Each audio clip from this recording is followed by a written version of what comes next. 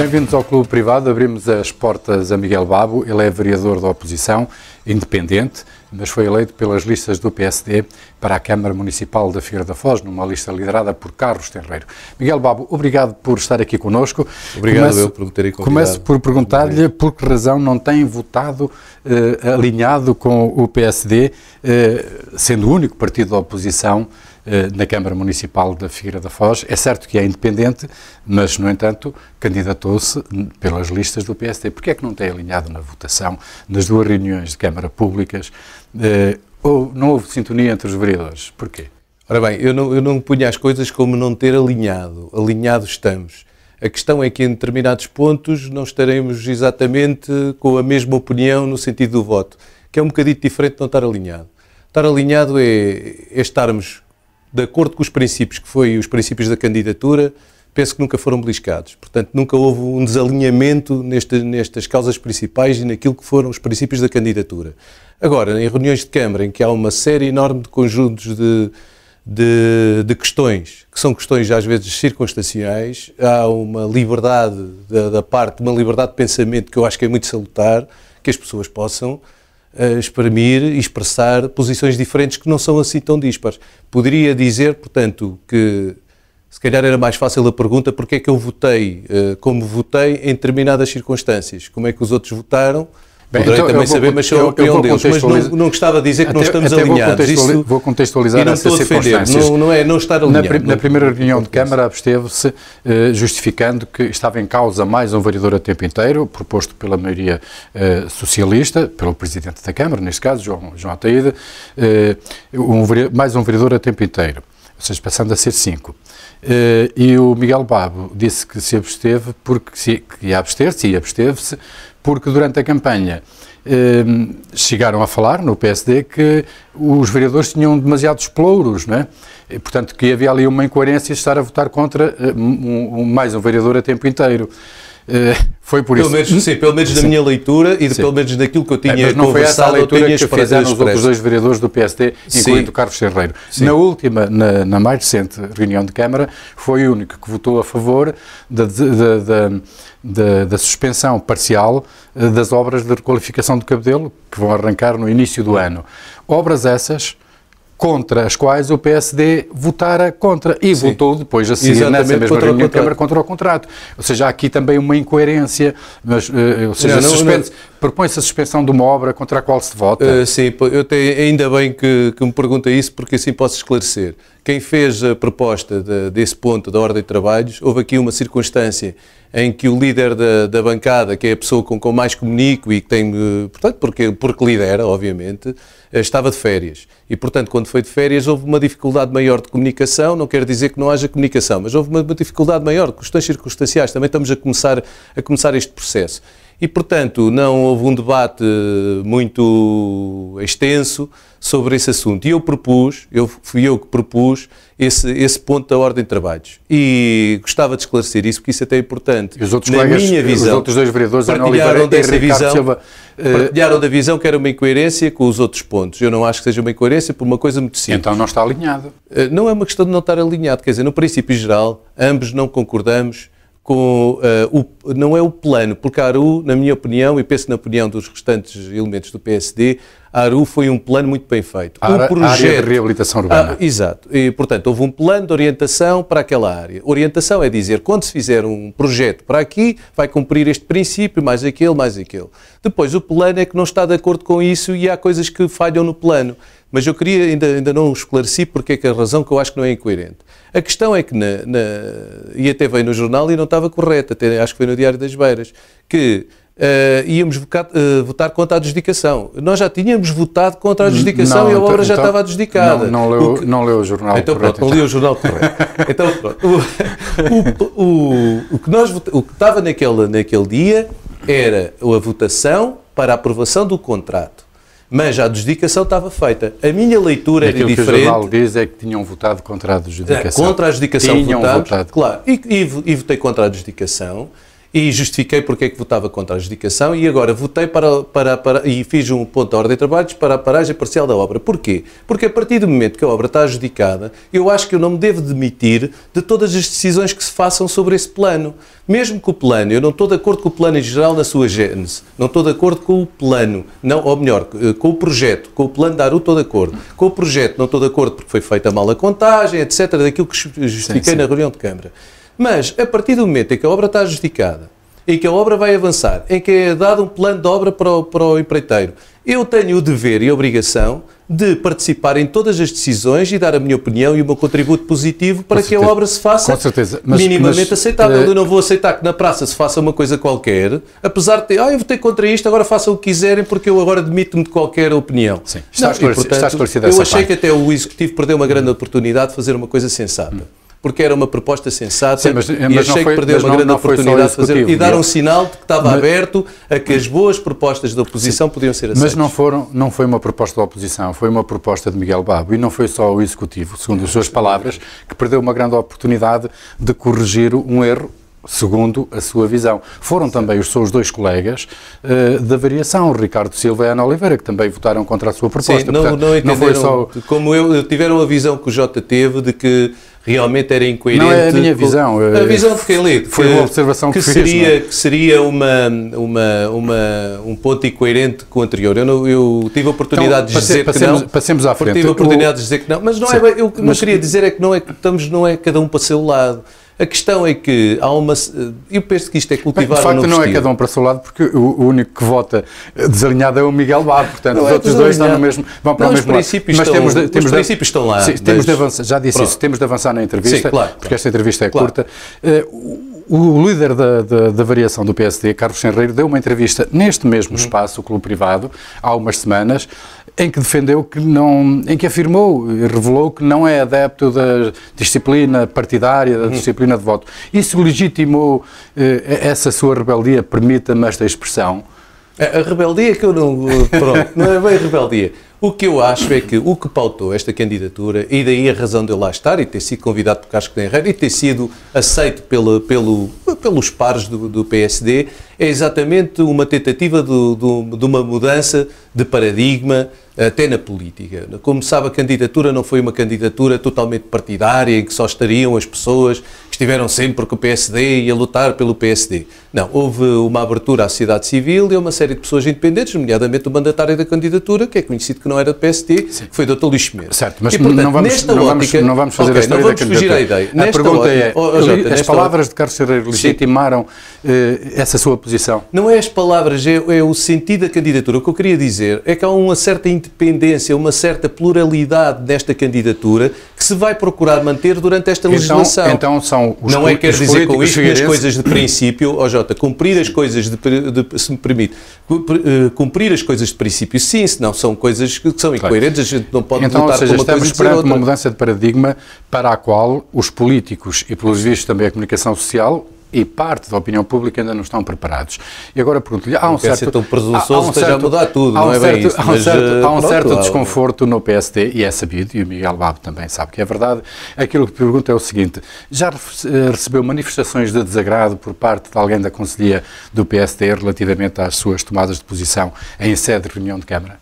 Não, diretamente nunca recebi nada. Isso, diretamente? Diretamente nunca recebi nada. Então, indiretamente recebi agora. Por exemplo, o Jota está-me a dizer isso, que há um certo desconforto das hostes do PSD, amigos poderão ter dito, eles que não estou a gostar. Não sei, isso nunca me foi dito nada, nunca senti sequer isso. E não estou a ser... E se um dia lhe manifestarem desagrado, imaginemos que um dia lhe retiram a confiança política. Eu não quero imaginar isso porque não está a acontecer e a questão é...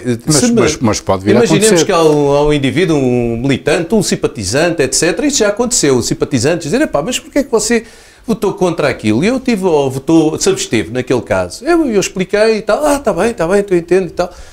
Sem dramatismo nenhum. Do caso de responsáveis do PSD, não tive ninguém que me viesse perguntar ou confrontar. Se algum dia quiserem trocar opiniões ou confrontar, dizer, epá, acho que o senhor fez mal, se calhar era melhor ser anterior a este tipo de discussões nas coisas mais importantes. Quando houver coisas muito importantes, com certeza vêm querer debater comigo, mas isso não é proibir que uma pessoa vote de uma maneira ou de outra. Mas depois já estarão esclarecidos. Se para a posterior também é o esclarecimento, que é normal em política. O que é que faz uma pessoa de esquerda? Faz uma pessoa de esquerda, eu posso colocar-lhe a questão de outra maneira, sendo de esquerda, porque é que aceitou integrar a lista do PSD e logo como número 2? Ou seja, porque se o PSD ganhasse, seria, teoricamente, o vice-presidente. Porquê é que aceitou esse convite? É uma boa pergunta, porque, como diz o José Gil, a certa altura nós temos que nos inscrever, não temos que ter medo de viver. Gosto desta ideia. E quando nós falamos em política, quando as pessoas criticam os políticos, porque estão muito fechados em si próprios, fechados nos seus próprios partidos, e quando nos vêm convidar para uma coisa destas, numa abertura surpreendente, que me surpreendeu a mim tanto como a todas as outras pessoas, num voto de confiança e de abertura política e de abertura à sociedade, etc. Eu senti-me quase, quer dizer, obrigado a dizer, então eu que posso dar a minha contribuição, quando ninguém está à espera, nunca tinha pensado que me viessem convidar para uma coisa destas, vem uma pessoa com toda a abertura convidar-me, sabendo que eu ainda por cima tenho ideias de esquerda, etc., para uma lista do PSD, e eu vou dizer não. Porquê? Gostava de dizer uma coisa: o alargamento do bem-estar social e o controle da economia, um plano industrial planeado nacional, o aumento do setor público para minimizar a influência dos empregadores e do grande capital, o controle das finanças, controlando a taxa de juro e os créditos. Só para dizer, tem a ver com a Câmara? Tem a ver com isto. Defesa intransigente das famílias carenciadas, etc., serviços públicos de saúde e de habitações. Quem é que defende isto? É só para responder esta pergunta. Sabe quem é que defende isto?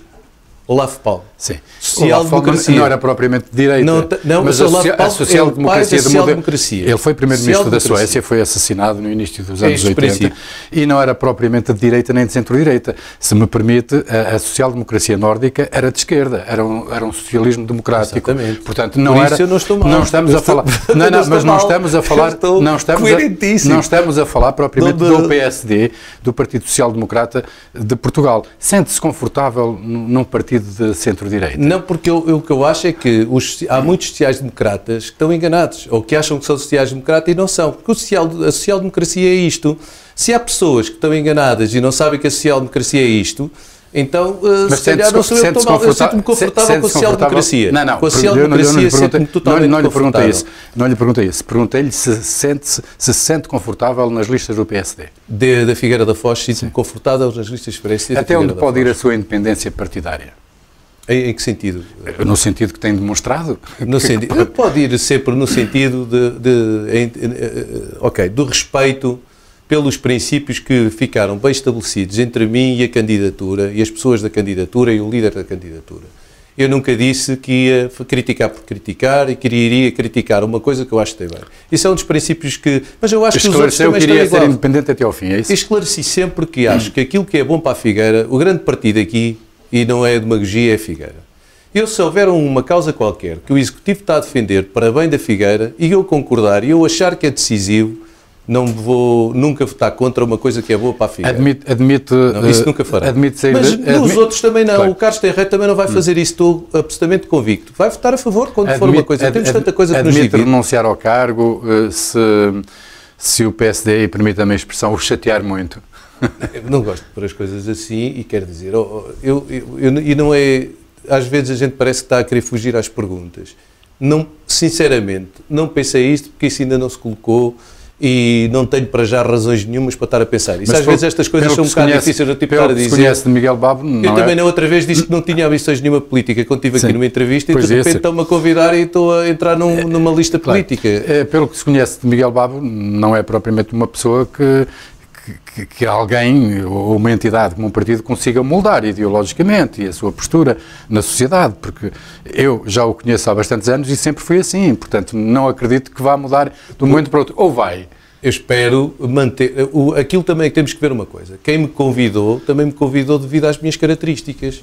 Se fosse para convidar outra pessoa, tinham convidado outra pessoa, convidaram-me a mim com as características que tenho. Portanto, isso dá-me uma certa legitimidade para manter-me mais ou menos coerente comigo próprio, porque senão não tinham convidado a mim, tinham convidado outra pessoa, já sabiam que eu era assim. Mesmo correndo o risco de, mesmo correndo o risco de levar a direção local do PSD à beira de um ataque de nervos? Eu acho que não, eu acho que as pessoas me vão conhecendo também cada vez melhor, da parte da direção do PSD, que eu não conhecia, verdadeiramente não conhecia, as pessoas também me vão conhecendo melhor. E eu penso, modéstia à parte, se eu continuar a ser sincero, que as pessoas sabem que há sinceridade, e quando há sinceridade tudo se resolve com... Estamos mesmo no limite do tempo. Foi rápido. Pois é, são sempre rápidas as entrevistas, ficam sempre perguntas por dizer, respostas por dar, e depois chegamos à conclusão que quando a entrevista acaba era quando deveria começar. Mas antes que acabe, queria que me dissesse, só mesmo em 30 segundos, como é que vai a sua atividade criativa? Atualmente. A minha atividade num projeto, numa peça de teatro. Estou muito concentrado realmente numa nova peça de multidisciplinar, da autoria de uma das maiores intelectuais portugueses, chamado Paulo Borges, é professor de Filosofia na Universidade de Lisboa, é um dos maiores intelectuais portugueses, escreveu uma peça brilhante chamada O Apocalipse, segundo Fernando Pessoa e Ofélia Queiroz. É um projeto que me tenho concebido agora porque estou a encenar e sou também ator nessa peça. Em vários pontos do país. Em vários pontos do país. Começámos no Teatro do Bairro, tivemos em Lisboa. Em Lisboa, com muito êxito. Agora, neste fim de semana, tivemos na Damaia. É um projeto realmente fantástico porque ele junta o pensamento de Fernando Pessoa e o seu próprio pensamento numa peça de texto absolutamente brilhante. Tem também música original do Rui Filipe Reis, que é um músico português, mais ou menos de música erudita, fez uma peça também absolutamente brilhante para a peça. Eu gostava de falar um bocadinho sobre a peça, mas pronto, se calhar não dá tempo. Sobre o tema da peça, que é muito bonito, o tema da peça. Regressar à Figueira da Foz, não é? Porque já passou por cá. Passou também aqui uma pequena apresentação, uma pré-apresentação. Mas quando regressar, então falaremos sobre a peça. Sim, que a Figueira... Agora são respostas telegráficas. Okay. Que tipo de literatura gosta? Eu gosto muito da literatura sul-americana, humana, muito humanismo na literatura. Garcia Marques, por exemplo? Sim, o neorrealismo é sempre uma coisa que eu gosto. E que tipo de música ouve? Eu ouço muito género de música, realmente. Não sou assim muito conotado, desde jazz, a música clássica, a música ligeira, a salsa, o que for. Que filmes? Filmes, o filme da minha vida, posso já dizer que é do Bill August, daquele filme O Pelo Conquistador, achei uma coisa absolutamente fantástica. O segundo é o Manhattan do Woody Allen, Fellini e o Navio, mas vejo qualquer filme, mas adoro A Guerra dos Tronos, é para mim uma obra genial e portanto já se vê que... E viagens na Terra, no planeta Terra. Viagens na Terra. A viagem que mais gostou de fazer? A Cuba. A Cuba. Tem algum ídolo? Karl Marx, Leon Trotsky... Essa é uma pergunta que vai tramar um bocado, mas pronto, eu vou já dizer Che Guevara? Che Guevara é um dos meus ídolos. Andou a fazer campanha pelo PSD com uma t-shirt de Che Guevara. Sim. Mas o Che Guevara é o seu ídolo.